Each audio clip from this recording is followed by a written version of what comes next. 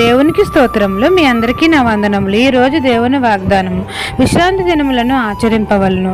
లేవియా కాండము 26వ అధ్యాయం 2వ వచనము. మహాపరిశుద్ధుడైన మన తండ్రి అయిన యెహోవా మనతో సెలవిచ్చినదేమనగా, విశ్రాంతి దినములను పవిత్రంగా ఆచరించాలి అని.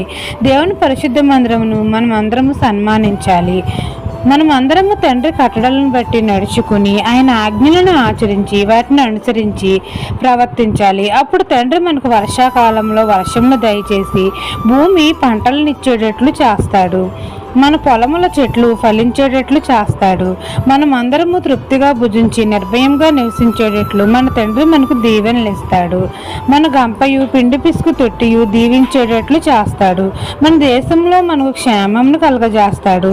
కాబట్టి మనం అందరము విశ్రాంతి దినములను పరిశుద్ధంగా ఆచరించి తండ్రి పరిశుద్ధ మందిరమును సన్మానించాలి.